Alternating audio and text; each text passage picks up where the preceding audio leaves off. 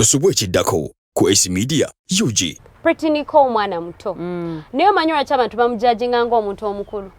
Run neisaye enyambala ye ebintu byakola she sexualized herself. Nti agenda mu camera nazina ananyenya kabina natiribira ati. Okitegeera nakola ebintu eby'ekintu ekikulu.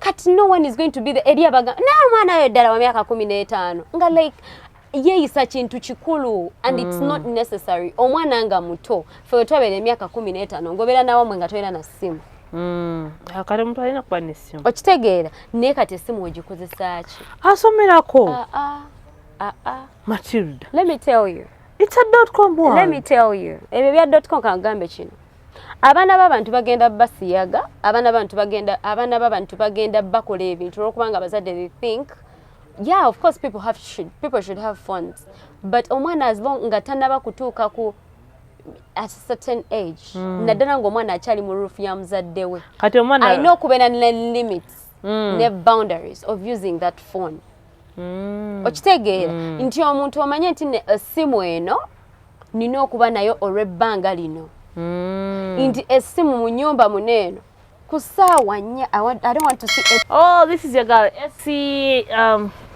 Abaana ndoboozi nabulime Esther mayisaga nnyo kwerabira bantu bajjukiza nti nze nabulime Esther ali mukyala muganda ndi mukyala muganda ate kati twayongedde nnyo okubeera abakambwe tuli bakambwe nnyo mutena 2024 tuli bakambwe nnyo so nabulime Esther Essie wano kwa Talk with AC Media Uganda kubuuzako gwe nasisema kubanga otulaba thank you so much babuuzako mwenna abali mu Uganda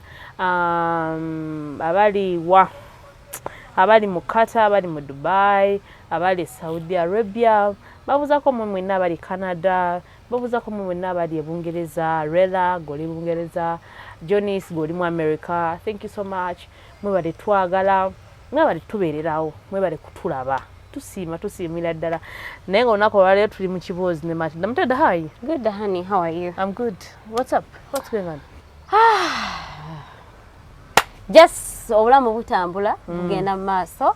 I want to give a shout out to Jonis. Banange Jonis. Okoze kyamaanyi n'okutuspoilinga. Otuspoiling dano ddala obaka boto abafuna mukama ffe. We thank you so much. Jonis so gwetuogerako ali mu United States of America. Yeah. Tetugenda kubawa state mwali kuba muli bakesi. Muli babi nnyo. Ezo tunyakula. Nenga Jonis, thank you so much. We received the message so well. Message yansanga ne mutuleyo gyolaba. Nebanga gwezuku kolabe. Chitambula. So thank you so much, sir. Mwena about supporting. Thank you. We appreciate you so much. All our TikTok followers, you do the best. Okay? So nenga nzo kutwalize wamu. Ndi bulungi. Lero lwa Sunday akasana kakuba kalinga akagala okujja naye nga tekajja kujja but all together everything is well. Katonda jali mulamu akyakuuma naye agabirira. So tukyagenda maaso olunaku olwaleero tugenda kuba tuli mu mboozi ne Matilda naye nga tugenda kwogera ku mulamu oguli a bit sensitive. Tutwagala munyiige nnyo mukaabe nnyo naye nga omulamu agenda kubeera a bit sensitive. So olunaku olwaleero tugenda kwogera ku mulamu abazadde bongedde nnyo okuspoilinga abaana baabwe mu ngeri y'okugamba nti babaagala nnyo nti era tebaagala muntu yenna abakwateko wano tulayo abazadde bangi nnyo ng'abeera n'omwana waawo n'amukisinga eri n'akisinga omwana we nolaba omuzadde mukulu nnyo omwana najja n'amutuulako they call it love omwana omuwala najja n'atuula ku kitaawe ne banyumirwa okitegeera si mu ngeri embi naye we batyo abamu bakiyita nti si kirungi ate abamu bagamba it's okay you know they are showing love. Today we come out here with Matilda sharing opinions kubanga abeera entitled to her opinions. Naawe gwanaabeeyo osobola okutulekera obubaka wansi awo tomanya tugenda kutandika obusomanga oba okitegeera tugenda kuba tusomanga obubaka tugere wano tusome tugambe gundi yagambye bwati ne bwati bwe tutyo so that tuwenga naffe tu connecting ne community yaffe oba ne fan base oba ne family yaffe. So please continue. Wali abantu nga bagala okuleta business okuba ku namba okusiova advertising agency ba ku namba olete business olange naffe okitegeera.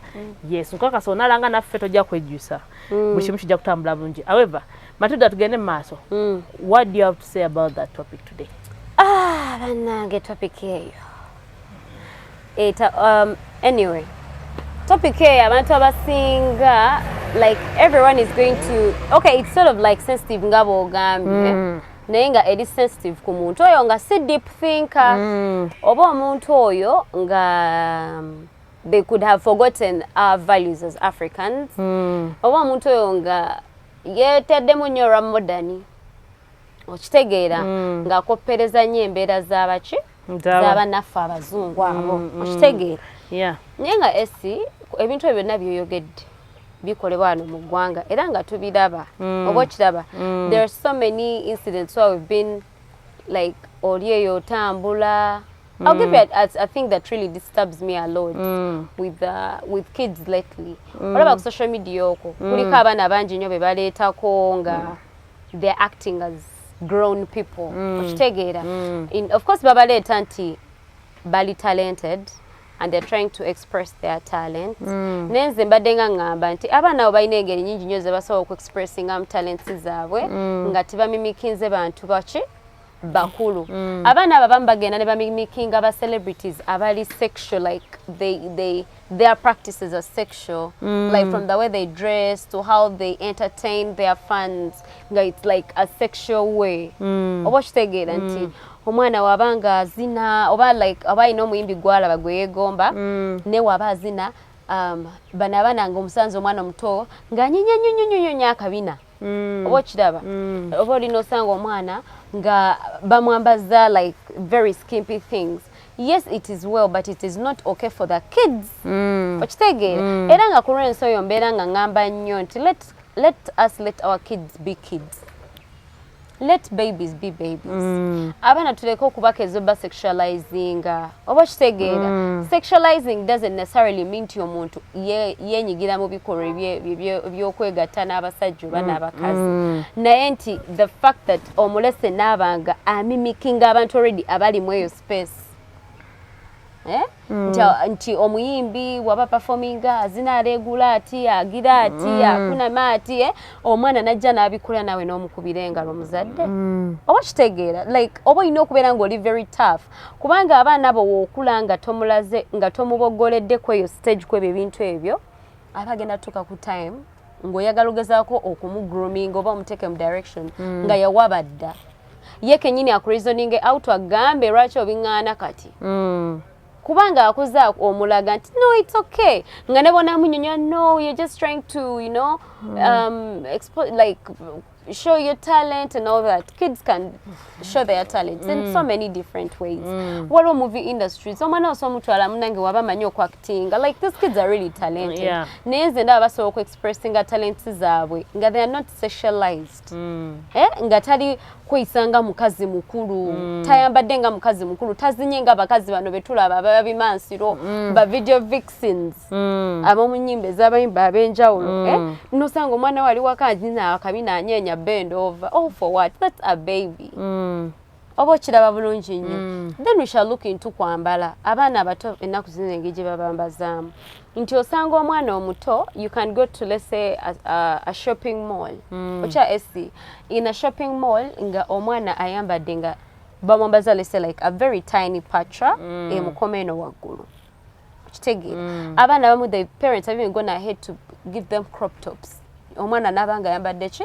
Crop top. Omwana ne bamusiba enviri ngola z'abantu bakulu. Do you know why esi mukama fabadde atuyambe ne tukula paka kweno stage nga tetubuzaabuziddwa kutujja ku mulamwa. Rosenga our parents were very tough at the time when we were like kids nga bagamba omwana omuwala tayambala mpale like a trouser pants okitegeera ngera ne babagulidde pants tebagulira mpale zikwata bakugulira empale nga bagiraba ekulebera bulungi nnyo you're not exposing your body your body nti akabiri kaka kali tiny tebaka exposing nga bwe bati era empale baga empale yekwata nnyo gikyuse tani kukwambala empale nga tekwata nnyo okitegeera ti skirt yekwata nnyo yambala skirt nga tekwata nnyo oba kiraba ne kati osanga ng'omwana ayambadde skimpy things at an age of like 4 years, 5 years, 6 and until like 10 years 10 years there. Ate omuzadde n'akulaga nti agala kujja omwana oyo ng'ali 12 years old. Amugambe what you're putting on is bad. Naye ng'omwana ono omulaze kuva mu buto bwe ng'ajja akula ng'omulaga you know what? It is okay. You can put on whatever you want. Kati ate omwana watandika okubeera n'ategeera nti no this kind of way I'm dressing is enticing. Kitegeera n'ogezaako okumulaga nti ate kyayambala kiki kibi oba kitegeera bulungi nnyo esifa abaana abawala twakulanga n'emibiri gyaffe nga giri very very sacred n'ekyo tekikyaliwo oba okiraba nti omwana omuto agenda n'alaga thighs ze nga tannaba kufuna breasts like they've not yet gotten breasts they're like really young and tender ningo omwana already omulaba ayambala engoye exposinga their body oba okiraba that is not our way of upbringing here in our tradition more especially in Africa oba okitegeera nti twakuzibwanga ng'omwana omuwala oyambala engoye zo nga mpanvu n'otuuka nga the world yearns to see you kyobalanga kati bye bincreasinze rate y'okwesiba ku basajja nti abasajja atuuka nga baabalaba dda okiraba nti akamanyo n'embasajja kyekituleetedde n'abasajja okuba nga bakola ki batumanyira like we no longer have that kind of value ate nga kati oluusi n'abazadde ffe nyini tugiteeka banaffe tubajjako value yaabwe nga tebanaba nakutuuka ku level bo batandika ojja ki ogibeeweera nti ndi mwana muwala but omwana wange I'll give an example if I had a girl nti omwana wange natandika omwambaza ebimpi akula nga talina kirungi kye oba ngambe kyakweka nnyo like there isn't that sacred part of them that they feel so worth to keep to themselves or to keep to their husband nga wetakuzibwa nti munnange okwambala obulungi it's only your husband that will marry you that will have to see your body that will have okitegeera ng'omwana omuwala okula ng'owulira oli kyamuwendo nnyo naye kati omwana agenda okutuuka okuvubuka nga ebyomuwendo byonna exposinga dda fedda twayambalanga like we used to put on I remember nga abaana abawala nga ku bitundu byaffe bananga ati jukira danga bagamba simanya ne neighbor wasobola okugunjula okusanga ng'oyambadde olugoye ng'ekundi lyo liri wabweru bakwata ne bakutwala ewa maamawo oba kitegeera omwana mulabe kati bw'ayambala omwana lwaki ayambala bubi bw'atyo oba kitegeera naye nga you've just shown your belly button okitegeera oba ng'omwana like nga tekikkirizibwa. Me, I went to a university where we weren't allowed to put on sleeveless clothes. Okitegeera, where we weren't allowed to put on tight pants. Where we weren't allowed to put on skirts that are see-through, clothes that are see-through. Era nga skari agamba nyabo olagawa. You know the rules. Ddayo ku hostel. Oyambale. Era bwe weegendereza nnyo abaana abasinga abagenze mu eyo institution. Our dress code is quite different. It's hard okusanga era ali skimpy. Oba kiraba? It's quite hard. Nti engeri gye batugrumingamu yetuyambako ne mu kukula kwaffe. Oba kiraba? Abaana from the way they dress like abazadde bali very reluctant on that. Oba kiraba? Enviri abaana zibasiba. Matilda, tubamaze kunyimidi. No, let me tell you. There is hair for kids. And hair that's not colored hair. Why should your daughter have colored braids? Design. No. Let kids be kids. Let babies be babies. Guba wali kuzibwa. Bakusibayoko enviri za bbulu. Enviri bali bazisalako. Anti lwaki webale nnyo lwaki bali bazisalako. Let me tell you, omanyi lwaki otwalinga abaana nga batusalako enviri. Lwansonga wali toyinza kusiba abazadde abamu ng'omwana aba tasibye enviri bazikola ki? Bazisala. Bw'aba asibye bakusiba ebiswayiri byo. okwa-identifying nti oyo mwana ono maama we ono mwana ono baaba we ono okitegeera nga tebagenda kujja mu nju mwenna musibe braids mukanda omukulu w'emyaka 18 ayina braids nawe ow'emyaka 4 oba 8 oyina braids okiraba like to give that kind of alignment. Yes. Okitegeera kaakati era manyi waliwo agenda okujja yeeyogeza let me tell you mmwe mwennyini mmwe mweyononera abaana bammwe mmwe muletedde okubanga abaana bammwe bagenda tuka ku age.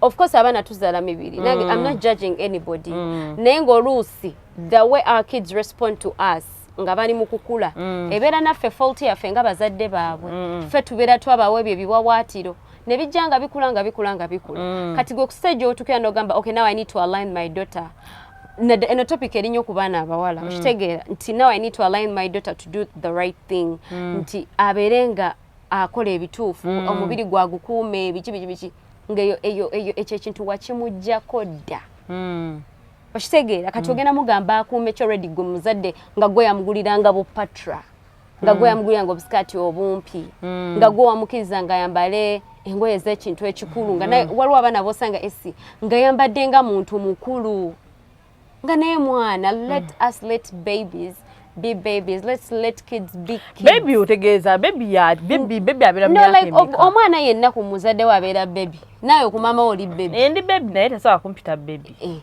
kati ngamba like abaana from like omwana kasatani kubanga atambula nga atambula let those children be children leka abaana tubaleke mu mirembe gyabwe egy'okubeera abaana tuleme bapapya babuusa bibbaasi kutuuka kubeera nga ffe abantu abakulu let's not sexualize our babies okitegeera nti ojja kusanga I'll give you an example ojjukidde nga obeera ewammwe nga bazadde bammwe babagamba temwambalira mpale wano waka bw'oba oyambadde empale olina okwesibako leesu bw'oba oyambadde skati enyimpi olina okwesibako leesu bino ebintu balinga tebabitugamba nti maybe balina insecurities nedda bali bagala tusomesa how worth our bodies are okitegeera nti omubiri gwange gwa muwendo nnyo I can't just expose it anyhow okitegeera bazadde baffe batataffe babeeranga bakambwe ennyoze wembeera wano wakasagala mwana ayambala mpale okitegeera lwansonga ki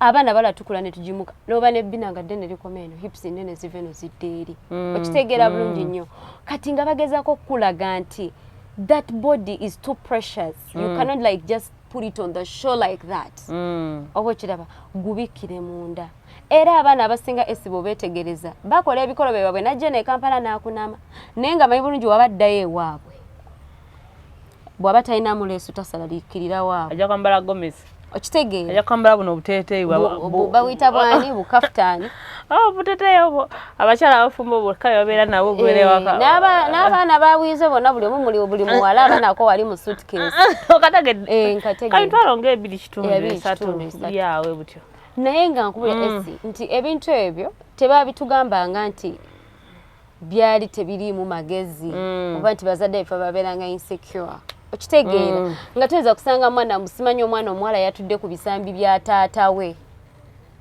mudadi wakuleze tata abanjagala nnyo let me tell you okujjako omwana nga abaana kati eri abaana from like maybe from when they are babies to until like oba 8 not even 8 oyo mwana aba akuze until like 5 years old okitegeera 6 ekinene nnyo oyo mwana aba akyasobola okusitulani ku taata we naye kati omwana omuwala ng'ovubuse ng'otula ku taata waliwo factors nyingi nnyo lwaki babeera tebakukiriza taata wo yakulere kiki first of all listen you've reached an age where you menstruate okitegeera kaakati taata wo aba akuleze olwo nno era bijjawo ng'akuleze kugamba like these are just simple values nti omuntu omanyi lwaki abasajja kati batulaba bwe bati we no longer have values as girls okitegeera nti oluusi n'abasajja emboozi ze tubanyumiza nga we are dating them agamba ono nno gye yakulira temuli ng'omunyumiza bunyumiza ki mboozi nti omwana omulaba wesibere suraki kuba bamanyi anytime now anything could happen skati erinzo pasuka leso embala erinzo kutuka okunamiriza ne pasuka nga tata watudde wali omukuna midoro okitegeera nti bazadde aferachi nti bagezangako okutulaga nti our fathers are our dads, like of course they have no harm, but abasajja abamufaanana nga si bataata bo, they can do crazy things because of the way you're dressed. Okay. Because the way you're appearing to them. Take an instance of Pretty Nicole. Omwana, like tugereze ku Pretty Nicole. Pretty Nicole mwana muto. Niyo manyi lwaki abantu bamujudginga ng'omuntu omukulu. Neisaaye, ennyambala ye, ebintu byakola, she has sexualized herself. Nti agenda mu kamera nazina ananyenya kabina natiribira ati. Okitegeera nakola ebintu eby'ekintu ekikulu. Kati no one is going to be the eri abaga mwana yo ddala wa myaka 15 nga like yeeyisa kintu kikulu and it's not necessary. Omwana nga muto fe twabera emyaka 15 ngobera nawo mwe nga toyera na simu. Akale muntu alina kuba n'essimu. Okitegeera naye kati essimu ogikozesa ki? Asomerako. Matilda. Let me tell you. It's a .com one. Let me tell you. Ebyo bya .com kangambe kino. Abaana b'abantu bagenda basiyaga, abaana b'abantu bagenda bakola ebintu olwokubanga abazadde they think, yeah, of course people should have funds, but omwana as long nga tanaba kutuuka ku at a certain age naddala ng'omwana akyali mu roof ya muzadde we. Kati omwana I know kubeera ne limits ne boundaries of using that phone. Okitegeera nti omuntu omanye nti essimu eno nina okuba nayo olw'ebbanga lino. Inti esimu mu nyumba muneeno kusaawa nnya I don't want to see anybody on their phone. What are you still talking about? Oli mwana oli student onyumya nani past 10 p.m. We have to like put those kind of restrictions on our kids when it comes to their gadgets. Nti omwana otabera na gadget mu nju nga togimanyiiko.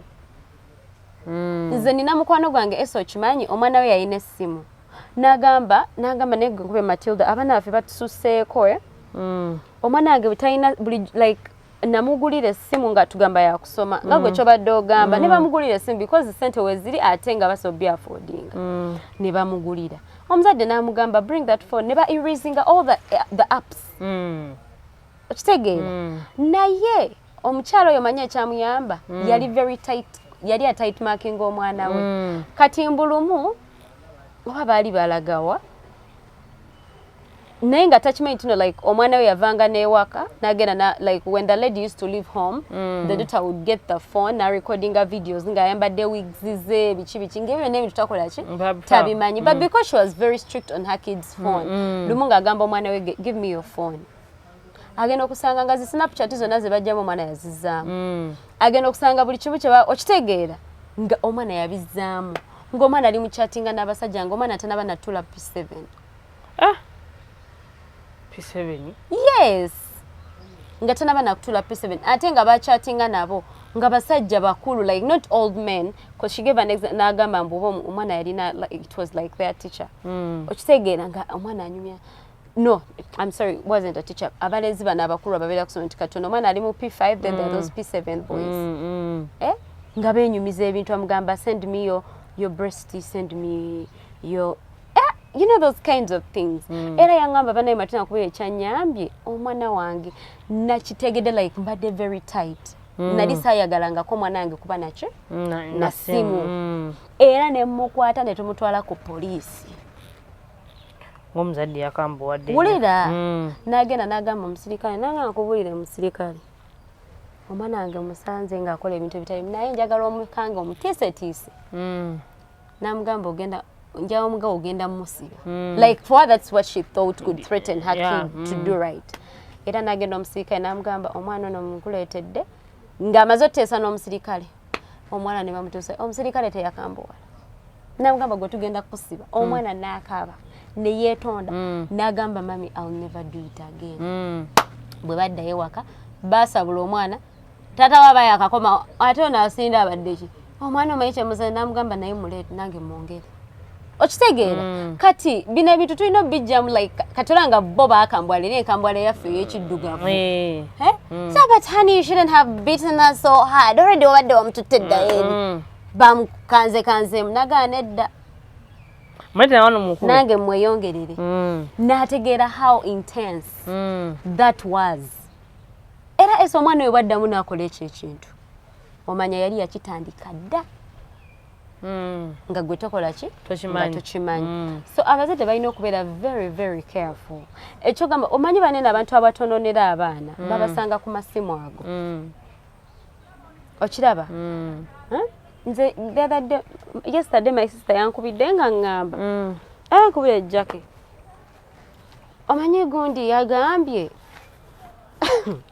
nti like one of my brothers yabadde nga atambula agayi n'amusanga n'amugamba mulenzi gwe oli mulungi nnyo I swear before we talked nanga mulenzi gwe onkubye nga omulenzi yamugamba omusajja nga yamugamba namugamba oli mulungi nnyo neetaaga nkoyo n'ekirabo you come and visit me at my home so my brother is in his form 4 vacation onfuna nagera nabigamba brother waffe omukulu ali ku campus namugamba gwe omanyi badde nkomawo gwe gayi okitegeera kati imagine oyo brother waffe alina essimu kati bagezako baganda abazadde bange babeera nga beefuula abazunguzungu because my mom usually confiscates their phones nazibajja kwanga muzimpe waneeno okitegeera era naga brother waffe kebera essimu zaabo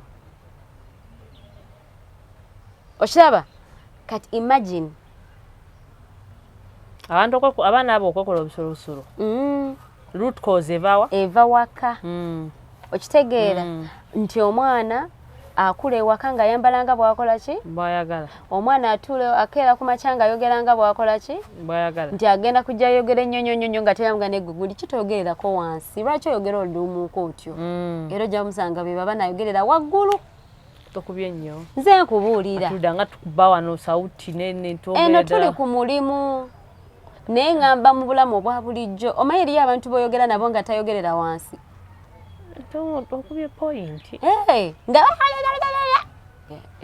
kati omwana kati wewe negwe kyoyogereranga waggulu olekana ndi wano olinga gweogera naye ali eri ku kkubo ndi wano kati era ogenda otandika okwetereza wekango mbadde ngamba ngotandikawafa bannange nze nkubuulira yeah tukyagenda mu maaso like our parents bazadde baffe ebiseera like very very tough oba ogenda kudduwanya boolagawa ngenda empale gijjeemu teekako sikaati bannange omwana batomukyunyiza nnyo you're trying to be a real parent. You're trying to add value on your daughter. Okay. Okitegeera bulungi. You're trying to add value on your daughter. Nti omwanange njagala abeere nga atambula eyo nga tebamulabangako omwana waawo bannange tafuluma. Omwana waawo toli musanga anyumya n'abavubuka b'oku kitundu kuno. Okitegeera. Kati bw'obeera nga gw'ogamba maama omwana wo omwagala nnyo kyakusaba kyomuwa bw'abanga agendako waneeno ogamba miga it's okay go and enjoy, go and have fun. Yeah, go and enjoy, go and have fun. Anti bagamba nti abaana b'omu kikomera balwalwa nnyo okusinga abaana ababeera ebweru abeetala atali ebweru. No, bano ab'ebweru ekibakuza experience nti they go through a lot of they face a lot of bagamba insults, harassment, zibake. Olaba nsanga omwana omuto oba n'akola ekintu n'oyagala omugamba gw'okoze kino n'agamba ekigambo ekinene n'owunga. Okitegeera? Era ko omwana n'akugisaamu n'akubawo ekigambo n'ogamba kati n'oswala wabadde ne Matilda n'oswala n'ogamba bannange omwana w'abandi mbadde nnumba waaki. Naye ng'ekintu ekyo kiva ku kinti abaana ebiseera ebisinga babeera ewaka ne balaba nga bazadde baabwe nabo tebagambwako. Nti gundi neighbor adagezako okugamba ku mama ffe n'agamba nze tuddangamu okuŋŋamba wano like ng'ateekawo embeera nti ye tagambwako. Abaana mu akuzibwa nga yamanyi nti okuvuma is the way to go. Omuntu oba tomuvumye takutegeera kyokola ki kyogamba. Era omulaga nti oli wa bulabe olina omuvumamu. Eriyo abaana nga bamama baabwe ku kitundu be bakyasinza okuvuma. Kati mbuulira oyo omwana agenda beera how different. Okukyalo kyawe mama we tavumye ne bavuma. Baga oyo nno omwana yo mukwatako naye omukazi ng'avuma. Omwana oyo. Kati oyo maama bagenda mutwalira musango ky'ogomba nawo okuvuma abantu. Ebivumu yagenda okubanga yamuyigiriza. No. Like, we need to have values. Values. We have to consider them. We have to consider these values. Seriously. Yeah? The greatest wealth as we have as Africans or as Ugandans is our culture. That's the greatest wealth. Like, that's something that maybe abazungu kyebasa kutunyakulako kutwala by force. Those are our values. Naye ate nakyo tutandise kibalekera tukiba bakitwale. Antwagala kubeera ate twagala kubeera nga bo. Naye nga nte bwe weegendereza society z'abazungu ziyina crime rate gy'otamanyi. Lwansonga they have no values. Okitegeera. The crime, look at their laws. Ziri very strict. Lwansonga government zaabwe zabategeera nti bano abantu baffe bakola ki? Like bavadda ku mulamwa. We have no values that hold them. Tebakyaswala baswaza buswaza. So to keep them in order, there have to be very strong rules and regulations. Yeah. Oba kiraba. Kati gwe ngodde no weegomba. Ogenda n'abantu nga kati I'll give an example. Otunulira nga ba Beyonce. Wali olabye abaana ba Beyonce nga bagenda mu public. Terubalaba.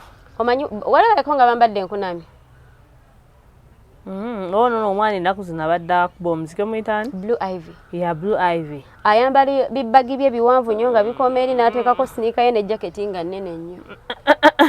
Oba afuna bulungi nnyo. Ate nga maama omulaba kati ate bo abaana babalaga nti that is my job, like that I'm a performer. Yeah.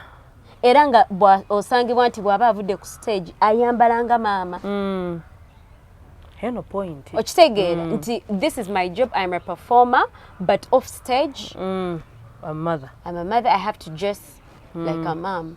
Yona Rihanna yabivuddemu ya music. Sina confirming a story mbadde sinagiwa budde. Anti nadera mbadde njeta lwensonga nti claims zigamba nti yabivuddemu ensonga agekubwana abeko kukunkuza ya mwana we. Aba abantu kati bo bategeera omwana nti value y'omwana erina okubeera very important.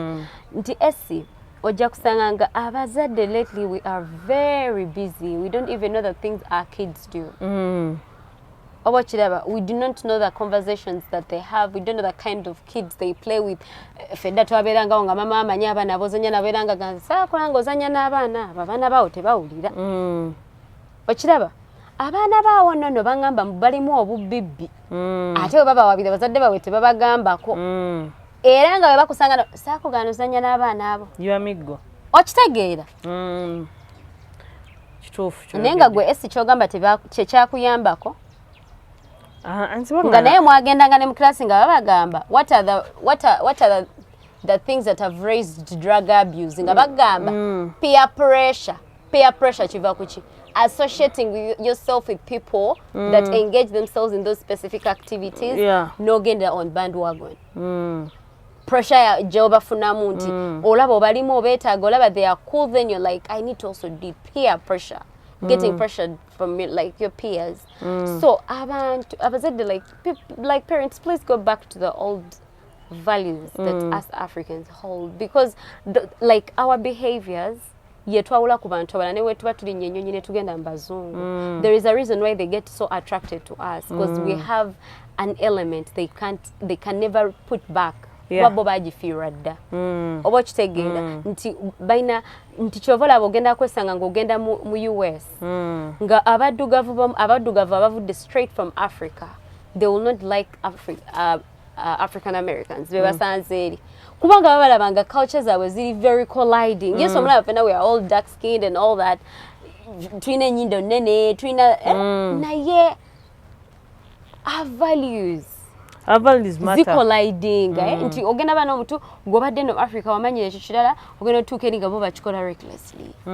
Oba kitegeera. So we should really think of, yes, abaana tubasomesa obeera n'eddiini naye ate tubasomesa nnyo empisa zaabwe. Empisa kintu kikulu, ne wolibeera n'eddiini nga tolina mpisa ffe by'oba otugamba tuba tetubitegeera. tujja kuyisamu eggaali tutandika na mpisa then eddiini ne tugireeta later kubanga empisa tuzisanga waka even because religion is brought to us okitegeera but values are born with us okitegeera you're born with your values, you're created with your values and traditions but religion is brought to you after you've been like produced into this earth. Ntera kyovola nti abaana batandika okusoma omujiji simanya biki confirmation at a certain age where they can actually read and write nga bugumiziddwako kati imagine that oba kiraba ate nga kyoba omanya nti here in Africa we have so many different religions and faiths but we have one element that brings us all back together, our traditions and values. Okiraba nti ennono zaffe like ebintu byaffe bye tutambuzamu obulamu our culture yetuleeta ne tuza ku mmeeza ne tuddamu ne tuteesa bupya so we shouldn't take that away from ourselves era abantu betulinawo abatono nnyo betuyinza okujjukiza ebintu ebyo sifa abaakuledda bano abato betuli mu kuzaala bano abato betuli mu kukuza abato betuli okutekinga to the next level be bagenda otuyamba ku holding our values don't overmodernize yourselves, okay? Modernize yourselves through education nti omuntu agenda n'asoma nti omuntu yeeyisa bw'ati like through technology. Like now those are in default, like you really have to be embracing technology every now and then because that's the new world order. But what technology tusomweteekako naye tuba tulina okujjukira nti ate ye tumweteekako lwa nsonga nti mune kati kyekiriwo kwe tutambulira nti amasimu galina obbeerawo of course computers zino obbeera kuba tuzikozesa ne our values kintu kikulu nnyo nnyo. That is the greatest wealth that we'll ever have. Omanyi lwaki omwana Pritiniko bali mu mujajinga n'abasajja abakulu boolaba abasana bufaananyi they are no longer having values. Tebakyalina mpisa tebakyali mu kaabuntu. That is why omuntu omusanga nga yakutte n'alagamba nalaba video ya Pritiniko like 7 times. Ne obanga oli musajja mukulu nga oyo omwana omulaba muto why do you go ahead to watch their content that is pornographic? People have even come, they've gone ahead, they're not now helping her, they're continuing to traumatize her. Warabadde ne bagamba omukazi mama we yaliko omukyalo we wamulaba. I remember even shared with me yabadde agamba tikyaka mama we naye yali yeetunda mama we yali malaya. That is very bad. Omanyi obeera ng'oli muzadde it's very bad to judge another parent. Era nawe obanga tonaba kuzaala ng'ojajinga omuzadde linda time yo ensonga zino zisusse entegeerayo linda time yo ng'omala okuzaala zisusse entegeerayo. Yes, you wait for the time when you become a parent olyoka otandika ogamba kubanga bano abaana tetuzaala myoyo na mitima na muwongo tuzaala mibiri n'ozaala n'oteekaawo kyebala ojja kusanga omuntu atasoma naye ng'aweeredde abaana be bonna ne basoma ne batuuka ne muzi PhD nga basomedde n'abazungu nga bategeera bulungi ne bakola ebyamaanyi. Osanga omuntu nga ye talina mugezi mu class naye n'osanga abaana be nga basinga mu masomero. Okitegeera lwa nsonga tetubazaala obwongo bwaffe si bwe bwabwe ate ne times mwe tukulidde ziri different. Kati ebintu ebicontributinga ku ntegeera y'omwana tebibeera bwongo nti omwana wamuzaala nga mugezi wabula n'embeera mwakulira contributing ku magezi. So omukyalo yadde agamba bannange Pritiniko sima mama we kyaka mama naye malaya sima naye yali abikola ng'omwana. Let me tell you banamwe you people eri abazadde you can see I think you've also landed on such scenarios before. Omuzadde nga bannange wa ddiini naye nazaala omwana nga tagambwako. Abaana b'abantu ab'amaddiini tubamanyi bangi nga they are hoes nga beetunda. They are lesbians, they are homosexual. Okitegeera nga the parents did all they could naye ng'omwana atabuse aganye. So you don't be there n'okola ki no blaming omwana wo. Me what I'm going to tell you is try your best to instill the best values in your child. Best values never disappoint. Omwana ne waba wabye one day akera kumacha najjukira values ze wamuteekamu. omwana waba akedde ku makya n'anywa enjaga n'agenda mu rehab agenda akera ku makya but my mother or my dad tried so hard for me not to end up like this ajja kwezza yekka ante omwana akuze nga alina bazadde babakambwe like saabakambwe nti bakambwe like they are rude naye nga they are very serious with values aba yezza mangu bebana abaana bokusanga kati esinga eri abazadde abagamba nze sagala n'omwana alina ttatu okitegeera nawulira nkuwa example I'm giving you an example because this is a fact of life. Omuzadde agamba sagala n'omwana alina ttatu era ng'omwana akimanyi bulungi nja kwekuba ttatu yange naye wemba ngenda ewaffe engoye tebalina kuziraba oba kitegeera wemba ngenda mu ofisi y'omusajja tebalina kundabako kantu kawandike ku skini bwe bati wemba musajja pini nga nzijja we're not saying abaana babeera babagamba ku pretending baba bamanyi kye bakola bazadde baabwe tebakibagamba bamanyi si kirungi bazadde baabwe but they go ahead and do it so because they know my parents really didn't want me to do this or they were very serious about me to do this I can't do these things oba kitegeera bulungi eriyo abaana nga bazadde baba temutuleeteranga wano abasajja abakulu abatwenkana abasajja abasiba enviiri omwana oli muwala olete wano omusajja nga jjajja ayenkana ne taata w'emyaka mufuna okitegeera era ng'oyo omwana taligenda wabwe gamba taata we nti nafunye omusajja wa myaka ameka 5 ngera baba mwagala ajja mwagalirayo mu apartment oba muzigo gya mpangisiza for good paka wanafuna omusajja abazadde be bakola ki gwe beetaaga okitegeera all those are values omuzadde zaba yateeka mwana we namuganze kino kyenjagala kino sikyagala era obanga okoze kino akaterekeka ke kano esi nti tubeere nga tukoppa ebintu naye tukoppe nga tetwerabira values zaffe nga ffe ba Africans era ngenda kakuddiramu that is the greatest wealth we have that no one can ever take from us nga kitunyakudde bunyakuzi naye kati ffe nga ffe abaddugavu ate tusazeewo tukiweeyo kyeyagalire nti mukwate n'ezi values muzitwale tukyazeetaaga. And that is very bad because if we lose that, we've lost ourselves, we've lost our originality, we have lost everything. Abazungu tebajja waneno kutula ababubina. Kubanga kati wawe balina n'abasawo ababukola. Tebajja waneno kutula bajja wano because of our values, because of our culture.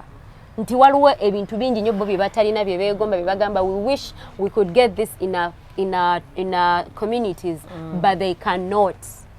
Kale oba kiraba esi ate akataleke kakalala kenjagala bagamba bane mbabuulire ekitutwala mu ggulu si madini ge tusoma mitima gyaffe our hearts it's the only ticket we have to heaven byonna byokolanga weetunula mutima gwo oli muntu kika ki mutima gwogwo kuba no fena tuyinza okwesesa naye nga mutima gwo wali eno smile egazi wangu n'ebyambalo tuyinza obyambala wetu tukitegeera n'ebyambalo n'oyambala sharia ennene empanvu ekoma eno n'oyambala akasuuti nga kakoma akabika eno anti ogamba ewamwe muli bagundi temukunama newejjako ne zino stick-ons nti munange oba abalokole oba abakatuliki oba abaani tebatukiriza kwambala mbadde mmanyi otandise okunyenya emmeeza n'ogamba nti nze sigenda kwekuba ttatu nnyingi nnyo abalina ttatu bayaayi no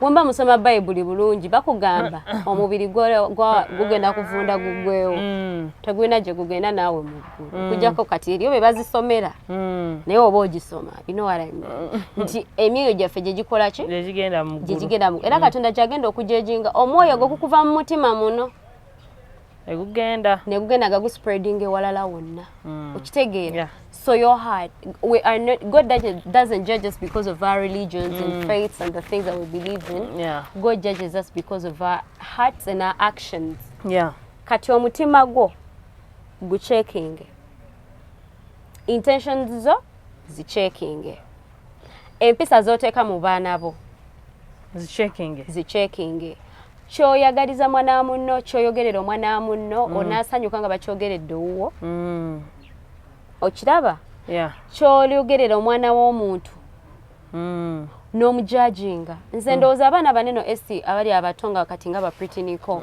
ekifo ky'obajajinga tuteekawo just embeera eziba warming so like we make them realize that what they are doing is not well because esi nkukakasa essaawa eno Pretty Nicole oyo mulaba mu kkooti bw'agenda bamulaba ng'omwana kuba tanaweza myaka 18 era bakitwala nti byakola tabitegeera she's an infant. Na uya basalako mpaka mwaka 16 bote banaba. I'm not so sure about that. I need to go and check on it. Nenga bakulaga nti bwagenda mu kote saawa eno bamuvunananga mwana. They do not judge her as an adult. Okitegeera. So mwabali abamwogerera abagamba omwana malaya cyana cyakoza kitira. Let's not try to give a situation ekyokogera homosexualizing awabula tugezeeko okumuddaabiriza tumulage nti you know what there is a brighter future, there are better things you can do than you putting your nakedness out there. Waliwo babadde bagamba bunedda omusajja gwe nenye eyakutte omwana oyo namu exposinga ye yakwata n'essimu namu recordinga. Okiwulira esi ye yakwata n'essimu namu recordinga. Mwe abakazi abali mulina okukimanya nti bano abasajja tebatwagala. These men do not like us. They like themselves. Abasajja okujja mu bulamu bwaffe abataze olw'okuba akwagala nnyo. Ajja mu bulamu bwe olw'okubanga yeeyagala ye nga ye alaba gwe kye yeetaaga. Si gwe nti gwe you need them. They get you because they feel they need you. Okitegeera? Yeah. Because of the way they love themselves too much. Agambe kikyala kye neetaaga. So esi ebigambo biba bingi naye we should always speak out. Abadde Matilda 50 Nicole yonna gy'oli tukyongera okusaasira munnange. Bambi twongera okusaasira oyo mwana bambi yankwasiza naye nga twagala okugamba tetuli ntino ekikolwa ekyo tukiwagira naye nga twagala obeere mukyala mugumu nnyo ddala ate weekube mu mutima weeko ebintu by'otereeza nga gwe omuntu ffenna tukola ensobi bulamu we all make mistakes naawe bennyini abadde bakujaji ng'obalaba omukwano nabo babiina nakuba tebinafuluma ekitegeera so we all make mistakes kyensobola okugamba but olumu naffe kitukakatako okumanya nti twakoze ensobi we accept then we move on with life. Yeah, you learn from your mistake. Yes. But people make mistakes. Era sigwa asoose. Naye tukiyigiremu tola oba ofulumya ebifaananyi ebyo bano abantu betubiweereza their intentions ziri ki oba okitegeera obuseegu bwabwe bwenkanawa oba okitegeera ate muli ndowoozaamu tekyali badde na kirungi kufulumya omuntu yenna kasita kusirwalirako nze kuyita kunsirwalirako nangamba nti mpeereza nudes okitegeera I want life kati kyogere nga tumaliriza nti nzala omuntu omu bino nitubeera ku ssimu oli nakwana oli nangamba esi njagala kukulaba you know what I did samunyega kyampumira bulala nnyo matu saddamu kwogera n'oyo muntu almost for a full year kati naddamu n'afuna chance netuddamu netwogera nanga ne esi what happened luli eri emabegako ne mugamba wansaba nudes okitegeera oba okitegeera so nze ndowooza abantu bagamba buli mukazi abina mu ssimu ye naye nze njagala kwogeza mazima you can come eyamberiwa osojibikula n'ogigira bwoti what we are trying to tell you is kubanga kati nze neetya n'okwetya okwetunuza mu kamera okitegeera but kyonna kyekiri abakyala abali eyo nga bingi nnyo Gold Vivi, Pretty Nicole, what we can tell you, calm down, accept your mistakes, but avoid the same mistakes. I know. Olw'ensonga saawa eno wali abajja okuwolereza wali abali understanding naye oluddako bana abakomerera bajja kulaba nga agufudde omuzannyo. Yes. So ate njagala mbajuze nti ensi teggwayo oba okitegeera kyentegeeza nti ensi eno bannange teggwayo bino tubikola time ejja kutuuka ekiseera ng'oyagala mulimu anti nga bagambi bono tajja kusoboka wefiiriza ebintu because we look at these things bino ebyokumpi but waliyo future secondly wadde tukyali abaana bakyali bawala bakyali awo mukyeyagala mukyakola ki time egera tuuka nga you mothers muli baana babwala nga mufuse bamaama kamera zino zitereka balamu omwana ng'omuzadde maaso yo nago kafaananyiko nga weekola ebintu ng'ebyo so think so much okitegeera naye nga yonna gy'oli pretty Nicole bambi kibinye ekyakutuseeko era ffe we are so sorry for that naye munange weetereeze ng'omwana omuwala for the future maybe ko batowerabira bagamba abaana abawala your bodies are the most beautiful things that you can ever hold and no one can take away from you yabyogedde omubiri gwogezako nnyo olaba nga toguwa abasajja kugumanyirira we bati okitegeera abamu balina n'ebisiraani yaabwe naye nga tetujja kulwawo awo tubagala nnyo tebatwagala we meet next time